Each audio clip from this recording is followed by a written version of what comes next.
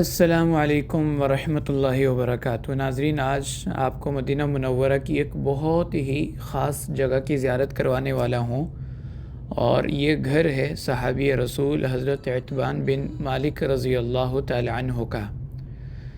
یہ علاقہ جہاں پر آج ہم موجود ہیں اس کو حی الجمعہ کہا جاتا ہے، کیونکہ یہاں وہ تاریخی مسجد واقع ہے جہاں پر مسلمانوں نے سب سے پہلے جمعے کی نماز ادا فرمائی تھی، اور یہاں پر انصار کا قبیلہ بنو سالم آباد تھا۔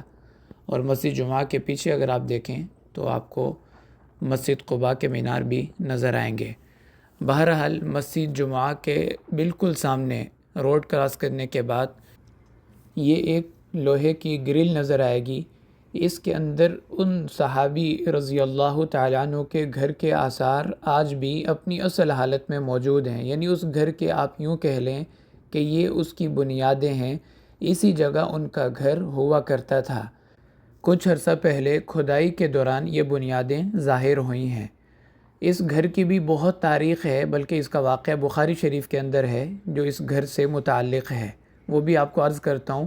اور اس سے پہلے حضرت عتبان بن مالک رضی اللہ تعالیٰ کے بارے میں دو تین باتیں عرض کر دوں کہ ان کا تعلق خزرج قبیلے سے تھا، اور یہ بدری صحابی ہیں۔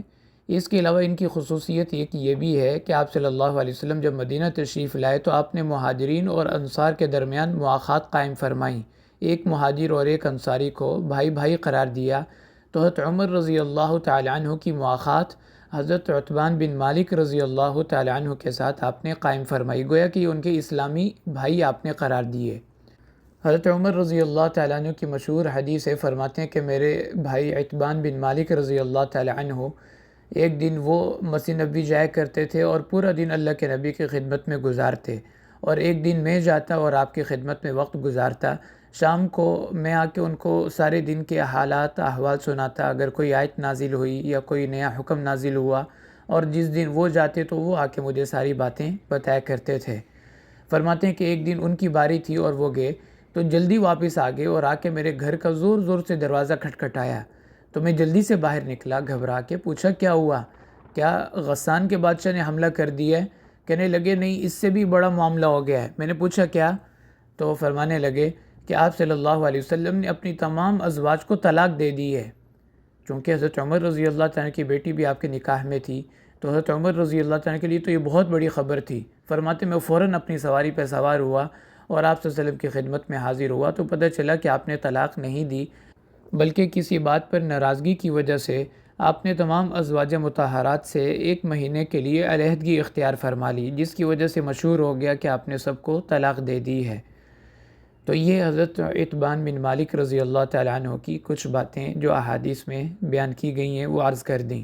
اس کے علاوہ اس گھر کی خاص بات یہ ہے کہ حضرت عتبان بن مالک فرماتے ہیں، یہ واقعہ بخاری شریف کے اندر مذکور ہے کہ میں آپ صلی اللہ علیہ وسلم کی خدمت میں حاضر ہوا اور عرض کیا یا رسول اللہ صلی اللہ علیہ وسلم، میں اب بوڑھا بھی ہو گیا ہوں اور نظر بھی میری کمزور ہو گئی ہے، تو میرے لیے مسجد میں جانا خاص طور پر ان دنوں میں جب بارش ہوتی ہے مشکل ہو جاتا ہے، چونکہ میرے گھر اور مسجد کے درمیان بارش کا پانی سیلابی ریلے کی شکل میں کئی دن تک بہتا رہتا ہے، تو اگر آپ کسی وقت میرے گھر تشریف لائیں اور یہاں نماز ادا فرما لیں تو میں بارش کے دنوں میں اپنے گھر میں با جماعت نماز ادا کر لیا کروں، یعنی جو اس طرف کے لوگ ہیں وہ میرے ساتھ مل کر یہاں نماز با جماعت پڑھ لیا کریں گے۔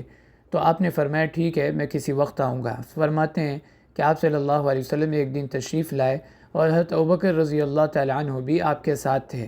آپ نے گھر میں داخل ہوتے ہی پوچھا کہ میں کہاں نماز پڑھوں، تو میں نے ایک کونے کی طرف اشارہ کر دیا کہ آپ یہاں نماز ادا فرما لیں۔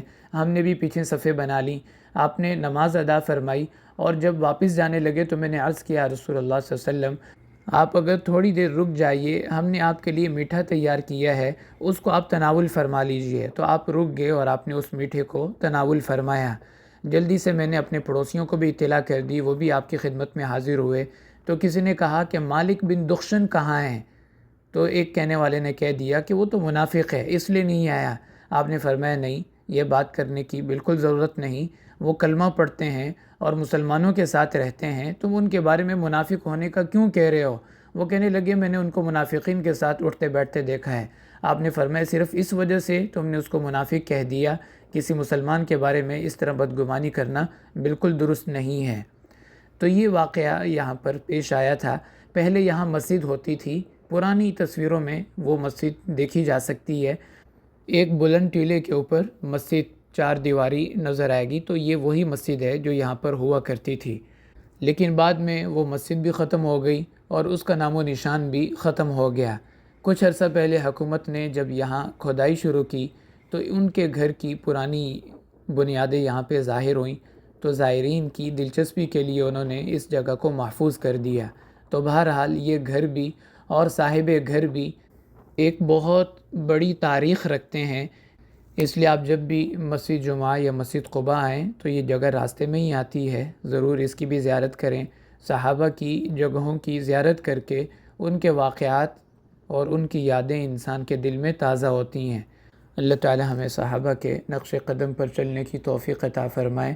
وآخر دعوانا ان الحمد للہ رب العالمین۔